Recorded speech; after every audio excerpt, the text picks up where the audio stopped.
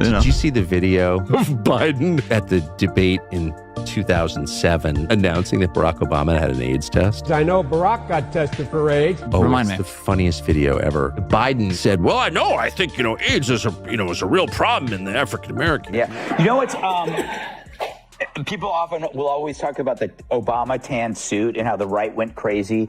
This is such a hoax.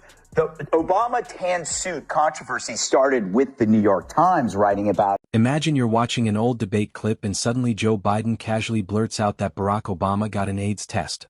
Like it's a campaign highlight. Not a policy point, not a punchline setup, just raw Biden energy. And Obama's face? Pure, bro, why are you like this, trauma?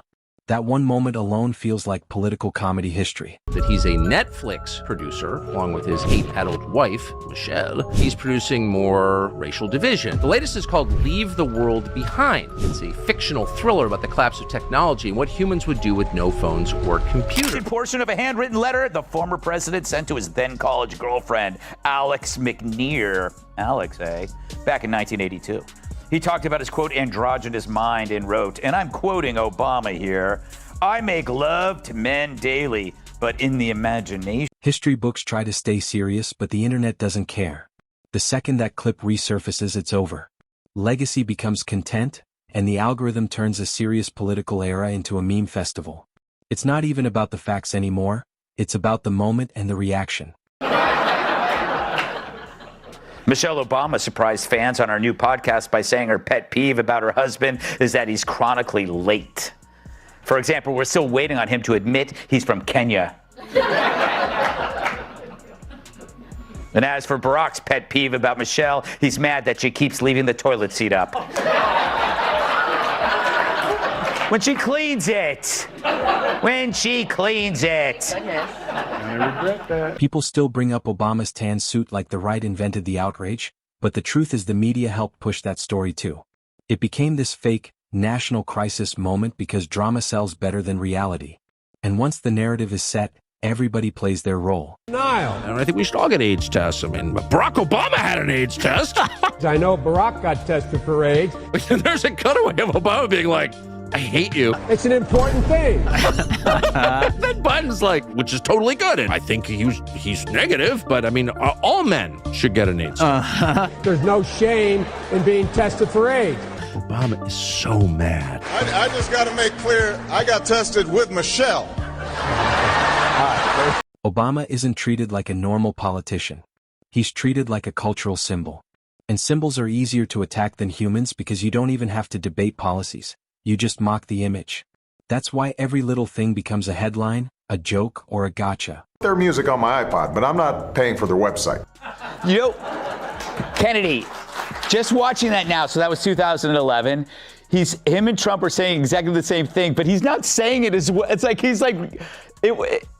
wasn't having fun with it. But it's like even the name of it, he was like, and we're going to call it the cost-cutting commission because Joe Biden is going to be in charge, and everyone knows you don't mess with Joe. Right. Biden was put in charge of it. Yeah. He was. Yeah. Into this chaos walked Tucker Carlson and Greg Gutfeld, not with evidence folders, but with smirks and that watch this confidence. They don't need to prove anything. They just poke the story until the internet does the rest. Their whole strategy is simple. Make the audience laugh and the narrative shifts automatically. There's a family on vacation at a rental house, and one night they're visited by a father and a daughter who show up seeking shelter. They say their phones no longer work and they need a place to stay. So immediately the white family, because they're evil, that's included in their DNA of course, is suspicious of the visitors because they're black. And it goes on and on and on like this. Here's a clip. I'm asking for you to remember that if the world falls apart, trust should not be dulled out easily to anyone, especially white people. Can't trust white people. They're evil. This is the guy, remember, who became famous at the Democratic Convention in 2004 by telling us there is no white America, there's no black America. It's just... The reaction wasn't a debate anymore. It was a food fight in expensive suits. Biden talking like he's oversharing at a barbecue, Obama looking like he wants to teleport out of the room, and the commentators acting like they just discovered the funniest moment in politics. It wasn't policy, it was pure performance. Joey, it is kind of funny that they used to hate waste, but because they hate Trump more, they now love waste. Yeah. I'm thinking the Fiddlin' Forsters was, I'm okay with that. Yeah, I mean, compared to now. I mean, over Compared to trans now, mice. that's like wonderful. Now we have like trans porpoises in Uganda. The only problem is under Trump, it's the Fiddlin' Forster. Because they fired all the others. Yeah. There's only one left. It's like, it's a forest. It's been there forever. Why do you need somebody to take care of it? Yeah, now. What makes this stuff go viral isn't accuracy or context, it's style. Obama's calm, polished energy collides with loud, sarcastic commentary, and the internet chooses the funniest version of reality. In 2026, tone matters more than facts, and confidence matters more than citations.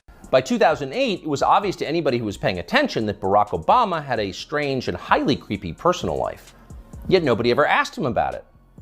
By that point, a leader's behavior within his own marriage, the core relationship of his life, had been declared irrelevant. It was Barack Obama's business, not yours. But between him and Obama, it's real. I remember Hunter Biden, who was my neighbor for many years, telling me more than once, when Biden was vice president, how much they despised Barack Obama. He despised. Then the conversation shifts into Obama as a Netflix producer, and suddenly it becomes cultural warfare. People aren't even arguing politics anymore. They're arguing symbolism, messaging, and what it means. One clip becomes 10 narratives, and everyone picks the version that makes their side feel right. Rumors continue to escalate for the Obamas. Hopefully they can settle it like men. Meanwhile, current reporting has called his entire job and educational history into question. So who hired this guy? The head of the Des Moines School Board is Jackie Norris, Iowa Democratic candidate for senator and former chief of staff to none other than Michelle O. Her job, by the way, was to provide new phone books after Michelle would rip them in half. Tucker doesn't always make direct claims. He just asks questions like he already knows the answer. That's the trick. He lets viewers fill the gaps with whatever suspicions they already carry. He doesn't need to say, here's the conclusion. The audience writes it for him. My Hirsch piece, here's the cliff notes. Obama colludes with Nancy Pelosi and Hakeem Jeffries and Schumer. Sunday morning calls Biden and says, you're done. Kamala's gonna 25th Amendment you, and you gotta step aside. And who places the call? Obama. Obama does. So Obama calls the sitting president and tells him, you're done. Then tells Kamala Harris, you're gonna be the nominee, but if you don't gain traction, if you're not popular, we're gonna take you out too. I mean, it's all shocking. It sounds. And then you've got Gutfeld turning seriousness into a joke factory. His whole vibe is, if you're offended, that's proof it worked. He takes a polished public image and treats it like a balloon waiting to pop. No mercy, no reverence, just punchlines with teeth. Words. Obama and Trump say what? Tyrus, Trump and Obama sat next to each other at Jimmy Carter's funeral. They appear to have buried the hatchet. What do you think they were saying? Oh, I know what they were saying. What? Hey, two-term guy. What's up, two-term guy? How are you doing? I don't know, just doing my two-term thing. And Biden was in the front and Kamala was in the... And, hey, I'm sorry, no term and one term. The wild part is people aren't tuning in for new information. They're tuning in for the thrill of watching a perfect image get roughed up. It's entertainment logic, not civic logic. And once it becomes a show, the audience doesn't want solutions. They want scenes. In fact, the 25th Amendment is worthy of being invoked. Yes. If his condition is such that it needs to be invoked, and then they don't invoke it, then they're leaving the country in a precarious position of being led by a man not in possession of his faculties. If, on the other hand, it's not worthy of being invoked, then they've used an extortive threat. Yes. To oust the guy who's at the top of the ticket, who's the current incumbent president. That's not okay. I'm pretty sure that qualifies in some way as extortion. At the end of the day, this wasn't about one clip or one joke. It was a reminder that in modern media, no legacy is permanent. A serious president can become a meme in 15 seconds. Authority becomes fragile the moment people stop treating it with respect. And the internet is built to do exactly that.